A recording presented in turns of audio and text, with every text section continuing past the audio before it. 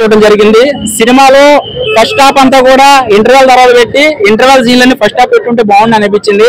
మిగతాదంతా కూడా మీరు ఎలా అయితే ఎక్స్పెక్టేషన్స్ పెట్టుకున్నారో ఎక్కడా కూడా తగ్గలేదు. సో నిజంగా లుక్స్ కానీ విజువల్స్ కానీ నెంబర్ 1 గా ఉన్నాయి. సో సముద్రంలో సీన్లు కానీ, ఆ ఫైట్ సీక్వెన్స్ కానీ, ఆ చంద్రవంక మీద ఆ బ్లడ్ ఉన్న సీన్లు కానీ కొన్ని దాచారు సినిమాలో. ఎక్కువ నేను చెప్పకూడదు. తండ్రి కొడుకుల మధ్య ఏంటి కథ, ఫ్రెండా విలనా అనేది మీరు సినిమా చూస్తే అర్థమవుతుంది.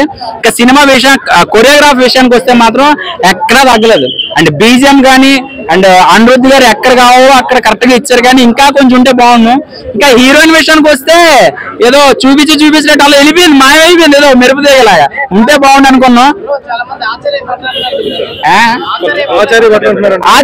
ఆచార్యకి ఏమండి చాలా మంది అంటున్నారు కదా, వాళ్ళందరూ కూడా ఒక్కసారి వాళ్ళ ఇంట్లో మొక్కలన్నీ ఒకలాగా ఉన్నాయా, అలాగే సినిమాలన్నీ ఒకలా ఉండవు.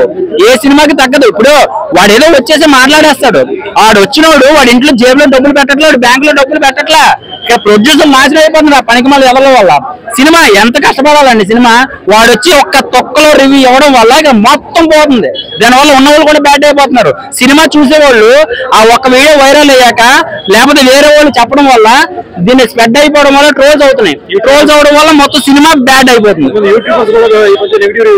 నెగిటివ్ రివ్యూ అదేనండి. వాళ్ళు ఏమండి, వాడు నెగిటివ్ రివ్యూ ఇవ్వాలంటే కనుక వాడి కోసం చేసుకోండి. సినిమా మీద సంపాదించే డబ్బులు అలాంటప్పుడు, అంత పౌరుషం ఉన్నప్పుడు ఆ సినిమా మీద వచ్చే రివ్యూ డబ్బులు తినొద్దు. ఎందుకంటే నువ్వు తినే డబ్బులు అక్కడ లాస్ అయిపోతున్నాడు. నువ్వు బ్యాడ్ గా తమ్నెల్స్ పెట్టి నువ్వు బ్యాడ్ గా దానికోసం ఎవరు తుప్పాసిన కొడుకులు అందరూ రివ్యూలు తీసుకోవడం వల్ల సినిమా ఇండస్ట్రీ నాశనం అయిపోతుంది. అదేనండి ఇది చిరంజీవి గారి సినిమా, అంతకు ముందు వచ్చిన సినిమాలు ఇవన్నీ కనెక్ట్ చేసి చూడొద్దు. ఏ సినిమాకి ఆ సినిమా కథ ఉంటది, ఆ కథలోంచి స్టోరీ వెళ్తూ ఉంటది. కానీ ఎక్కడో బాహుబలి సినిమా, సలార్ సినిమా, లేకపోతే ఆది కేశవరెడ్డి, చెన్నకేశవరెడ్డి దీంట్లో కలుపుతారేంటి? ఇది ఓన్లీ దేవరా. ఆ దేవరా సినిమా తగ్గట్టుగా మీరు ఒకటే చూసారు, ఇంకా తల ఉంది, ఇంకో పాట ఉంది. తల చూడకుండా తోకను ఎలా అంచనా వేస్తారు మీరు? ఇక్కడ క్యారెక్టరైజేషన్ ఇంకా రివీల్ అవ్వలేదు. ఇంకా చెప్పాలంటే అంతే కదండి. ఎవరైనా కూడా అంటే ఏంటంటే ఇక్కడ చిన్న రిమార్క్ ఏంటంటే ప్రతి ఒక్కరు రిమార్క్ చేస్తారు సినిమాకి. కానీ ఏంటంటే ఫస్ట్ హాఫ్ సెకండ్ హాఫ్ పెట్టుంటే కనుక నెక్స్ట్ లెవెల్ ఉండేది. మనకి మొత్తం ఎలివేషన్స్ మొత్తం స్టోరీ అంతా కూడా మనకి ఫస్ట్ హాఫ్ రివీల్ అయిపోవడం వల్ల కొంచెం డిసప్పాయింట్ అయ్యారు. అంటే ఎవరో కొంతమంది ప్రేక్షకులు. నార్మల్ గా చాలా మందికి నచ్చిందండి సినిమా. అది ఒకటే సాంగ్ ఒకటి మిస్ అయింది.